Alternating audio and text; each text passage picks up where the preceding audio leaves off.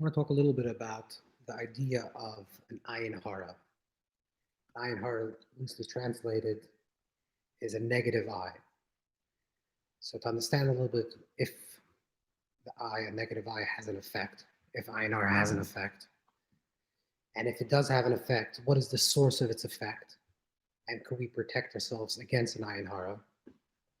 So a little bit explore the idea of an Ayin Hara.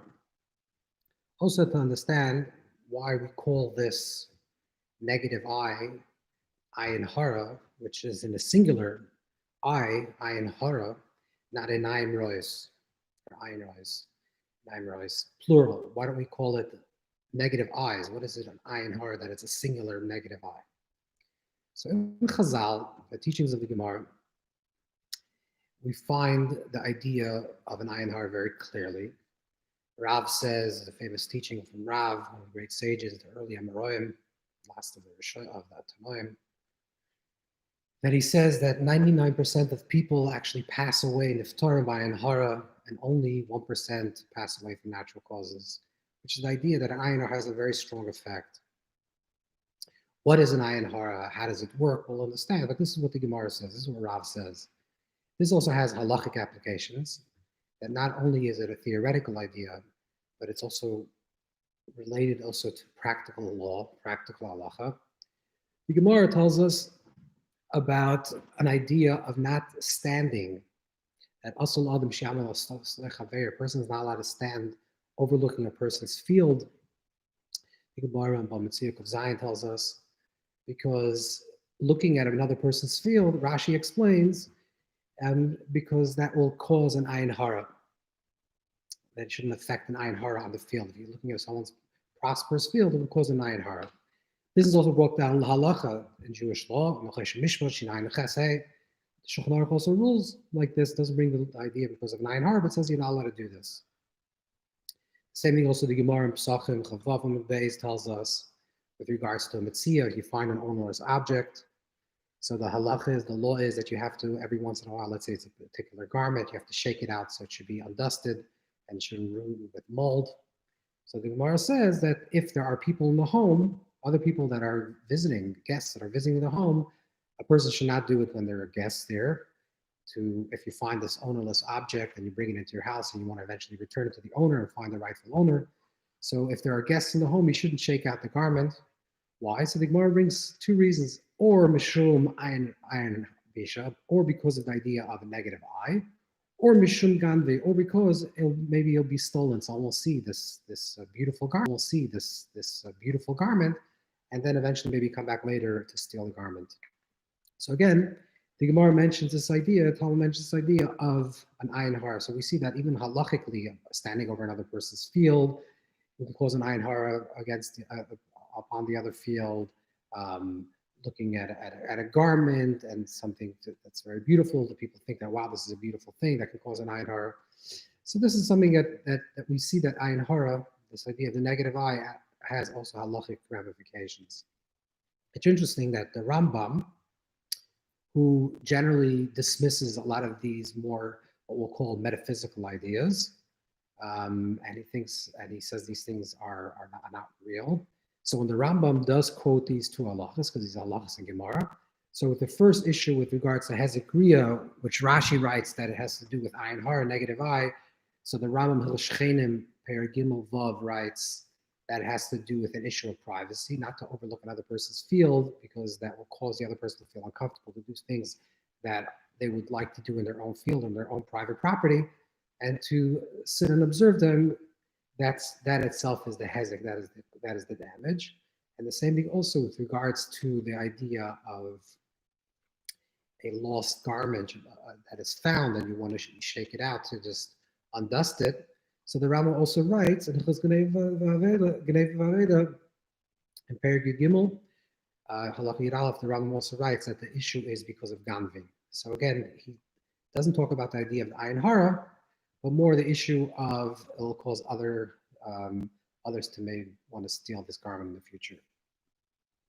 Either way, this is what the Shitta of the Rambam is. But the Shitta of Moshe Shainim, the opinion of Moshe Shainim, is that Ayin Hara doesn't have an effect. And we have to understand this. And certainly from the general understanding, the way you read the Gemara, when we read Chazal, there's certainly this idea of Ayin Hara. So let's understand what is the source of Ayin Hara, what is the source of this evil eye, and could it have an effect? How does it have an effect? What's the power of its effect? And could we somehow diminish the effect or deflect the effect of the Ayin Hara, this negative eye? So in the earlier Shoinen, it's brought down Ben Gershon, Ben Shlomo, Shar Shamayim, and Ramel Davi in Shire Emuna, Nasiv Dalad. Some of the earlier Shonim bring down this question, which was raised by the Chachmi Omas. The question was, how do we actually see? What is the means through which we see things? So the question was, do we see from subject to object or object to subject? Which means when you look at something and you're seeing it, you're observing something. So how does the movement, how does seeing occur? Does it occur that sort of there's a light wave, however they understood it, that exits the person, that then affects or observes the thing that is seeing, that's being seen, the subject, and that's how seeing is. That's how you see. So the movement is from the inside to out, or the opposite direction, which is that the subject is reflected into the object, into the person. Now we know that today, scientifically speaking, the way we actually see things outside of us is that there's a ray of light that passes from the object to the subject, to our eyes, and it registers an inverted image on the retina of the eye, and that causes light-sensitive cells to cause an impulse into our optic nerves, and that leads to a type of complex electrical chemical pattern in the brain, and then that image flips over in our brain, and then we see the image in our mind. So the movement, scientifically speaking, of seeing is from the subject to the object, from the external into the internal. There's a light wave that passes from the object that's being seen, that moves and affects our eyes, and then it registers in the brain and flips back, and it flips the image outwards, and flips the image upside down, and then we see it in its correct order. But interestingly, the way we actually see the object, when we're looking at something, whatever we're looking at, let's say we're looking at the screen at this present moment, whenever you're looking at something, the object that you're looking at it seems to be something that's outside of you, even though it's registering in your optic nerves and this chemical process in the brain, which is really the image actually occurs within you, but somehow the image is actually projected. The second observation is that even though scientifically speaking, empirically speaking, the movement is from the outside in, there is also the idea of, on a more quantum level, which is where the observer has some type of effect on what is being observed. So where the movement is not only from the outside in, but from the inside out. So depending on our consciousness and the level of that we're observing will actually affect the patterns, the waves or the particles of the object, which means that not only are we seeing from outside in, but we're also affecting from the inside out, outside. Now, again, also within the world of the Kadmonim, within the world of Rishonim, the Ramban brings down an idea where he talks about, with regards to Isha Nido, or where he talks about the idea of the Nachash Anachoishes. He brings this down a few times in the Pirush Ramban, Alatorah, in Rikut Chasites, and other places. The Ramban talks about this idea is that when something is going on within you, on a physical level, let's say you're feeling a certain thing, or you're actually physically bleeding, or something that's going on within your inner world, and because of that, your mind is completely occupied with that idea. So when you see something on the outside, something in the external, you'll actually project what is going on within you outwardly. This idea is also brought down by many of the students of the Ramban. It's brought down by the Rabbi Chaya, brought down by the Kanti, it's brought down by the Seder L'Derech. Many of the Rishonim bring down the same idea, which is somehow whether this is a metaphysical process or a psychological process that has ramifications and an effect on the physical level, is when something is going on within your life, when something is occupying your consciousness and your mind, and you're completely involved with this idea, you start seeing this idea outside of you as well.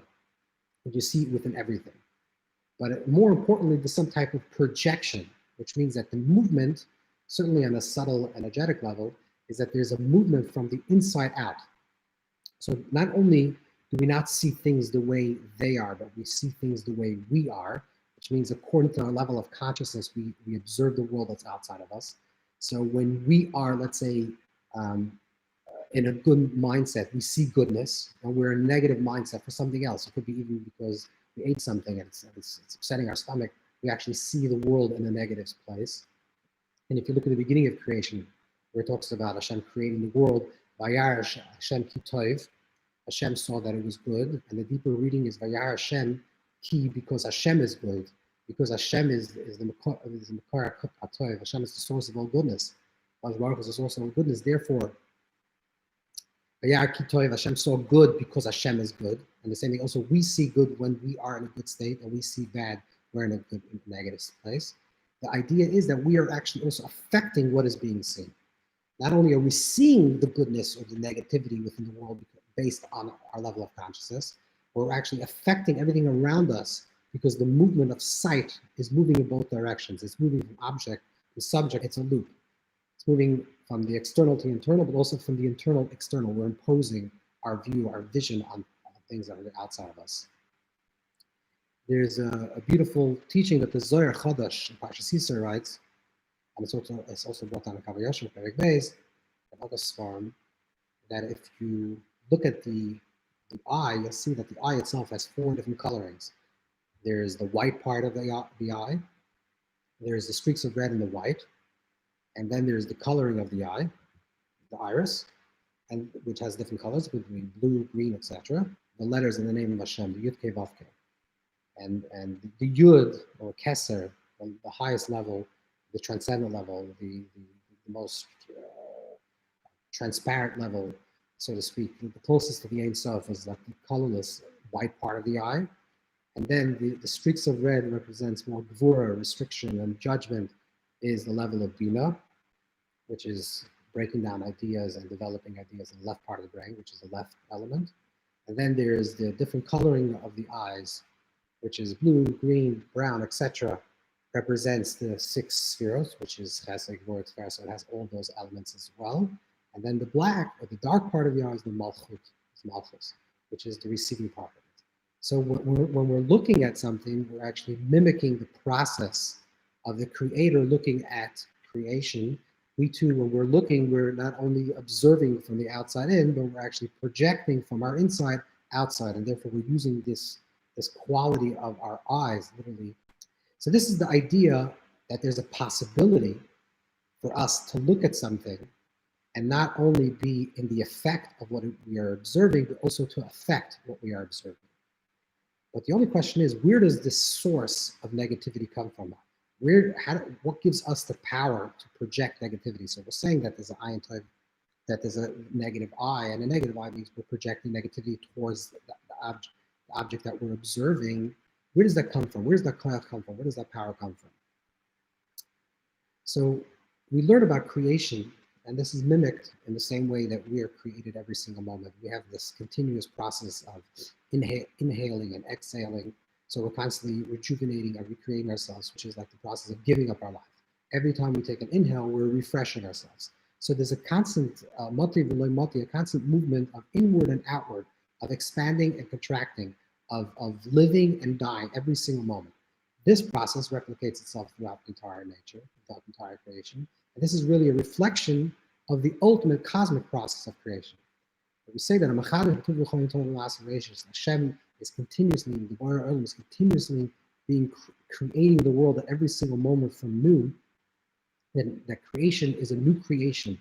There's a chiddush yesh me'ayin, it's a novelty, it's a newness, it's ischachus from nothing to something at every single moment. That means that by definition, that's a process of chesed. It's a process of giving. that the creator creates and is constantly giving creation, animating creation, and breathing creation into being at every single moment. Now, if the creation is continuously being continuously being renewed, that means that every other moment, so to speak, creation is being destroyed. Because if every moment is a recreation, so the in-between moment between the recreation of a moment ago and a moment in the next moment, there's a deconstruction. The deconstruction and construction. There's destroying and creating. Every single moment the world is being inhaled and exhaled into existence. It's inhaled, returning back to its source, and being exhaled back into its externality and its existence.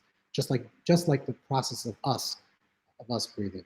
So in every single moment, there's a process of the furtherance of creation, where the Boira, the creator, is furthering creation, giving more life into creation, and recreating everything from new. The flowers, the trees, the earth, everything in the entire cosmos, everything is being recreated from new every single moment.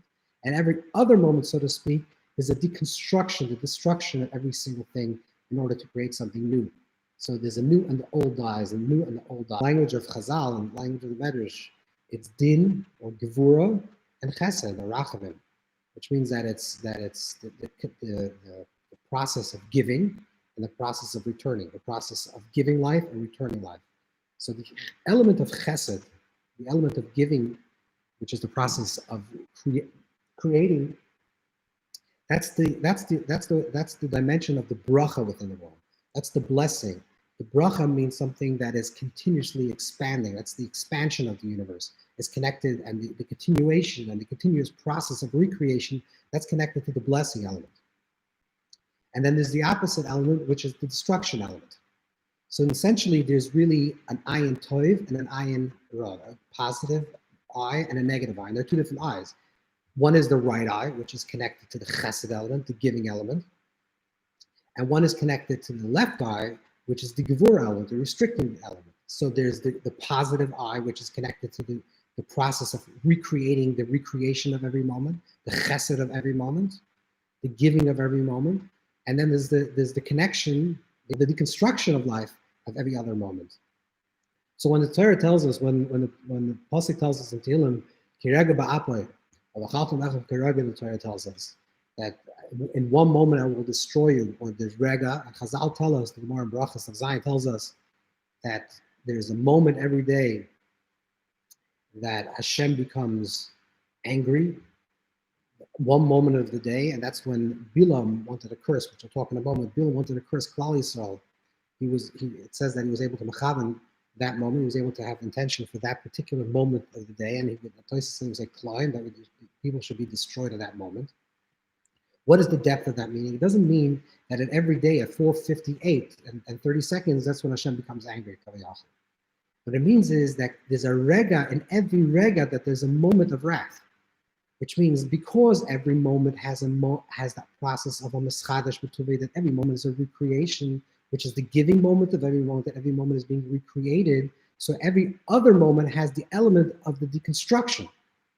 So what's the difference between a person that is like Avram Avinu, like the mission tells us in others, that the difference between Avram Avinu, Abraham, and Bilam is that Avram has an ayin tov, has a good eye, and Balaam is connected to the ayin ra. He's just sum ayin. He's a left. He only has one eye. He can see only through his left eye.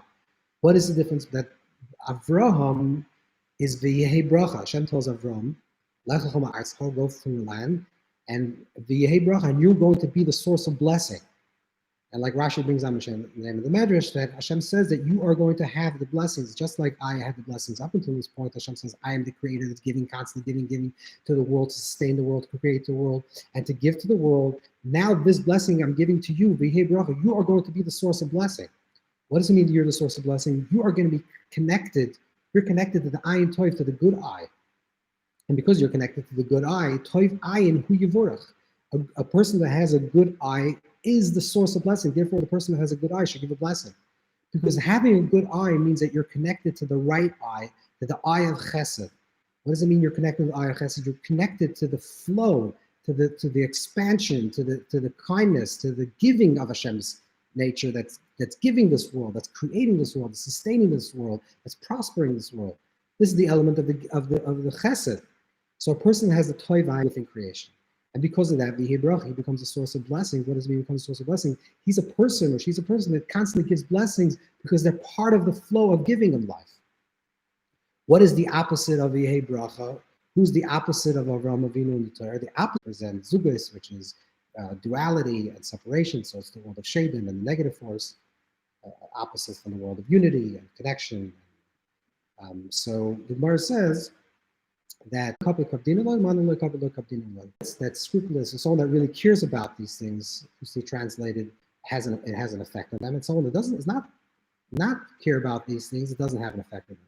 Which that actually means is that in order for an Ayin Hara to have an effect on a person, if a person is living from a place of bracha, place of blessings, connected with the toiv, connected with the flow of the world and the giving of the world, and continuously being a source of bracha, like Berkayim, like a place of wellspring of giving and humility and being part of this process of giving, then it doesn't have an effect on the other person. It doesn't have an effect on you. Someone can look at you with an Ayin Hara. What is an Ayin Hara? Ayin Hara is someone that's jealous of you, someone that sees things that is negative about you. So the way the Ayin Hara will have an effect is only if actually you also believe that same truth. If someone thinks about you negatively, let's say, God forbid, in a situation, let's say it's a parent and a child, God forbid, where a parent thinks that the child is a shlomazel, the child is incapable and is clumsy and not orderly and always in a mess. This is what the parent projects to the child, God forbid. If the child believes that about himself as well, or herself as well, believes that's true, then they actually imbibe it, they ingest it, they internalize the effects, the negative eye that their parents have against them, and they actually become a shlomazel, they become this very disorderly, ineffective person. And the same thing with any relationship, really.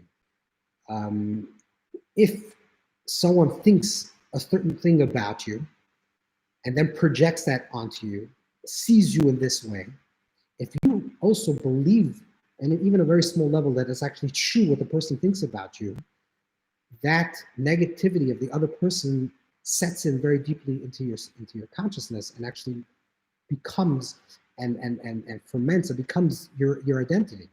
Because the more you believe the negativity other people think about you, the more you actually believe about yourself, the more it becomes true.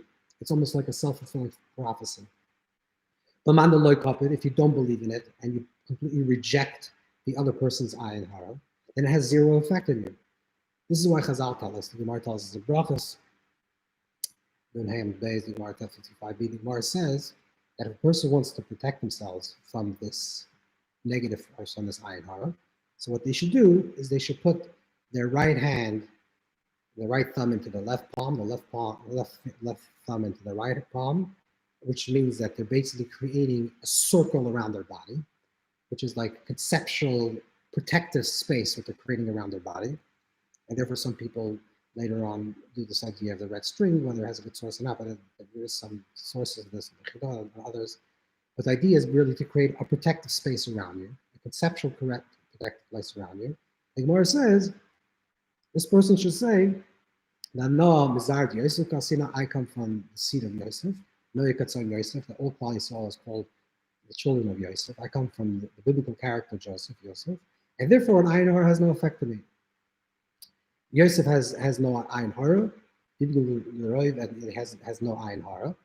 So just like Yosef has no Ayin Hara, I that come from Yosef come from this tzaddik Yosef, from the character Yosef, the biblical character Yosef, also has no Ayin Hara. Which that means is like this: that Yosef, if you look at the story of Joseph, in the Torah, you'll see that Yosef is always continuously being negatively viewed.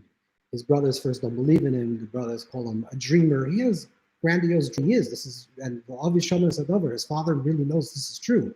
Shomer Sadover, his father protects that. His father holds that true and really knows this is true. His father holds that, contains that. Shomer Sadover, his father protects that. His father holds that true. Always having this trust and this certain, it seems to be certain like a naivete that is naive to the world, that he's not being affected by the world because he has a vision. He knows in his vision, his dream, that this is what's going to happen in his life, and he's not affected by other people. This is what Chazal is saying. This is what the sages are saying, that if a person wants to protect themselves from an Ayin Hara, then they should really believe truly that they come from Zar Yosef. And they do, Yosef, that we come from this place, that we're protected. And if we have a dream and we know something true about ourselves, it should never be affected by other people's vision and negative vision. So in summation, Ayin Hara, there is sources in Chazal, clearly sources of Chazal, that Ayin Hara has an effect. And the reason for an Ayin Hara has an effect because we release toxicity, we release energy or vision, what we perceive in the outside world is not only something from the external to internal, but something from the internal externally. We're imposing our vision on things that we're seeing, on the people that we're seeing. And the power to create this negativity within what we're seeing comes because we're created in the divine image. And just like in the divine image, we have the eyes that are shaped like the Yud Kei Vav Kei that has this reflection of the name of Hashem. We're created in the divine image, and just like Hashem creates the world in a way that's continuously giving and receding and flowing outward, and chesed, and then restriction, and chesed and gur, constantly moving in and out, mati, backwards and forwards. Creation is being recreated and destroyed at every single other moment. Therefore, if we connect to the source of blessing and we're Ayin Toiv, then we become the source of goodness and seeing goodness and perpetuating goodness and furthering goodness. And that's the way we're supposed to live. That's our task and that's our job in this world, to be a source of blessings to everyone and to everything and all people that we encounter. But God forbid if a person is connected to Ayin Ra, which is connected to the left eye, therefore it's not a Nayim Rose, it's not plural negative eyes, because it's only one eye. There's an Ayin Toiv that's seen from the right eye, which is the giving, and there's Ayin Ra, which is seen from the negative eye. If a person connects with the Ayin Ra, connects with the possibility of creation, which is the possibility of destruction with every moment, then they can actually cause destruction because they're tapping into that quality and therefore they can affect it. However, the most important thing is that if we believe that is true within ourselves and we're open and recipient to this type of energy, to this type of quality, then we receive it even more, and then it has a deeper effect on us.